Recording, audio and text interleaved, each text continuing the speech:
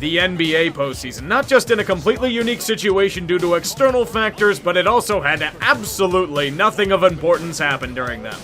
Nope, nothing that generated significant news coverage or anything like that. I'm not stepping into that minefield again, at least not until November. We all wish they could embarrass the Lakers, but it was a pipe dream. They won the first game, and dunking on the Lakers was had, but then you realize, oh yeah, they have two of the best players in the game. Those injuries to Zach Collins and Damian Lillard were just icing on the cake.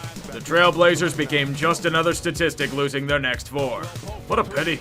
I would have paid a fortune to see them beat the Lakers. I'm half impressed with the Thunder. This team was supposed to be tanking, yet they nearly allowed widespread griefing of a team that deserved it. Fueled by a Chris Paul with an axe to grind, they took the Houston Rockets to the brink of despair. Now, if only they had tactics that weren't drawn up by a 7-year-old playing NBA 2K, we may have had glorious laughter. It was not meant to be. Even as the Thunder come up just short yet again, Scott Foster laughs at Chris Paul as he eternally screws him over. There may be some progress coming, as Billy Donovan will be leaving several years too late. CP3 is also probably repacking his bags in an effort to rebuild. Once again, Seattle does the usual thing at laughing at them hysterically, then crying in their sleep. No real bitching about them here. They gave the Clippers all they could handle and emerged as a contender for the future. Luka Doncic looks good. And I mean damn good. I wonder what could have happened if Porzingis didn't get injured during the series. People knew this wasn't their year, but the next couple could be when their window truly opened. I expect them to bolster further in the offseason. Good work so far, boys. It is well known that Utah can have no nice things in the basketball world. I guess you could call this series loss divine punishment for Rudy Gobert's transgressions back in March. A rather stunning 3-1 series lead blown in the blink of an eye. Do you know how hard that is to do in the NBA? Yes, Jamal Murray happened, but you can't let them come back from the dead. It was just like Mike Conley's final shot. A good effort, but just not enough to stave off the inevitable. Good riddance. The stereotypical 8th seed places in what is a predictable slot. They even turned in another coupon for a free Game 1 playoff win. Unfortunately, it was not buy one, get one free. They lose 4 straight to the Bucks and keep with a frustrating cycle of mediocrity. They're getting better, but they're in the worst spot for a team in the NBA. On the fringes of relevance. I wonder what they'll do about it this offseason. Nobody expected this team to do a damn thing with all the injuries, and most shockingly, they did nothing. They got swept. You can't really tell how they'll fare in the future because they were running out the equivalent of a rec league squad most nights. Now here's to hoping KD comes back in full form and Kyrie doesn't lose his mind. At least you can laugh at the Knicks. Sam Hinkie looks at the wreckage caused by years of managerial incompetence to his pet project and weeps. The process is officially dead. It technically did when Kawhi hit that jump shot last year, but this was the confirmation. It really didn't matter that Ben Simmons was injured before the series. This team has massive issues to contend with. They didn't just lose to Boston. They got their proverbial asses whooped. Management has been a disaster for the past few seasons, but they'll make a token sacrifice in firing Brett Brown. We all know this isn't really the answer. Now they're in such a deep cap hole that Simmons and or Embiid may be gone in the offseason. I can see why Philly is pissed all the time. I would be too if they kept bungling potential champions. This franchise is cursed. There is no other conclusion that I can come to. No matter how they look in the regular season, no matter the personnel or coach, they always come up way short of the goal, regardless of if they have expectations or not. Getting bitch-slapped around by the abusive Heat in 4 straight games is just more onto the pile. All that talk about TJ Warren and the team gelling during the bubble games? All a mirage. If there's one thing that's been certain, Nate McMillan has been thoroughly outcoached the past few playoff rounds. Off you go to unemployment. Think that's it? Well, Victor Oladipo is pissed off and wants to leave. See? Cursed. Houston, you have a problem. Actually, make that several massive problems. Getting mauled in the Lions' den of Lakers is just the killing blow. The whole team is full of goddamn issues from end to end of your city. I think we've had a few years of evidence to prove that small ball doesn't work. Especially when you're trying to guard one of the best big men in the game today with Robert fucking Covington. I honestly don't blame Daniel House for having a marathon session with a woman in his hotel room. I wouldn't want to be anywhere near this franchise either. In what could be the only good move the Rockets have made as of late, Mike D'Antoni is not returning next season. Maybe now the team will do something besides trying to cheese the game and failing miserably at it. That's why you got Russell Westbrook, right?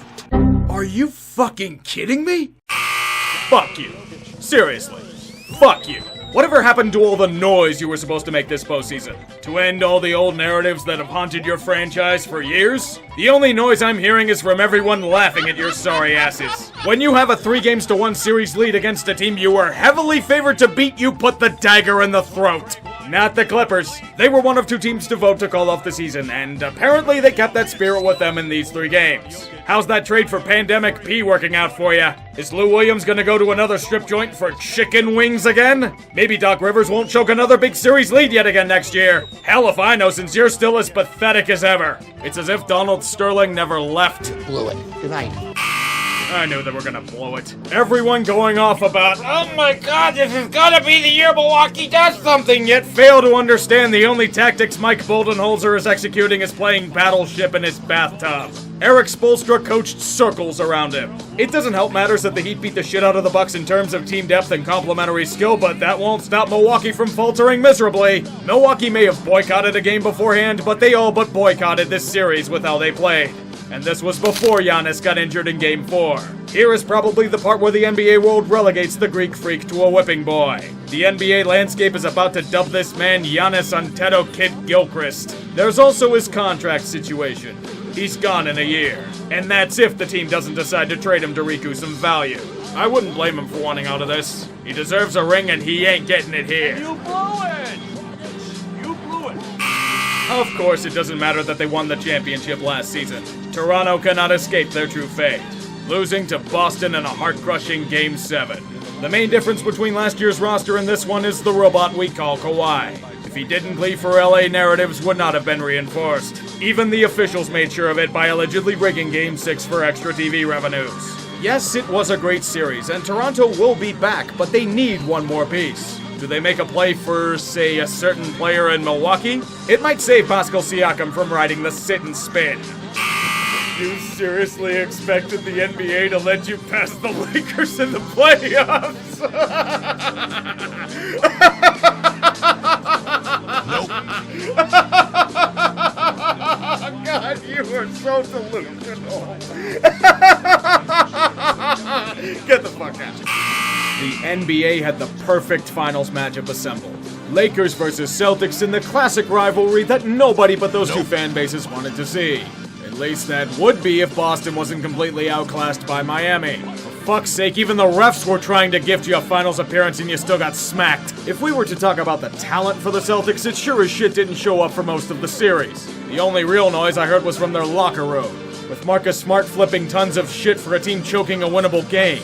They'll say nothing happened in there, but come on, with the way Miami dominated them on every front, there had to be some shit broken in the hotel rooms. Even after all this time, Boston still doesn't have enough to reach the promised land of the finals. So do they go all in for a superstar in the offseason or what? I trust Danny Ainge will make the right decision, but this is going to be tough. All this talk about the league being wide open before the year, and what is our finals matchup? Wonderful. Lakers versus the Heat. I know I had them as a sleeper team, but I didn't expect them to make the finals. It doesn't really matter, as LA will probably win another championship and one of the most cancerous fan bases in sports will reemerge. We can only hope the weight of their hubris will sink that city into the ocean and be done with it. There was hope that the NBA wouldn't be fucked, and we ended up getting LeBron again. And we may be even more fucked. So much for long-term team building. Maybe I just don't get this league. And now, your Western Conference champions, the Los Angeles Lakers. Normally the applause is much louder, but I can assure you all of Los Angeles is clapping right now. So we start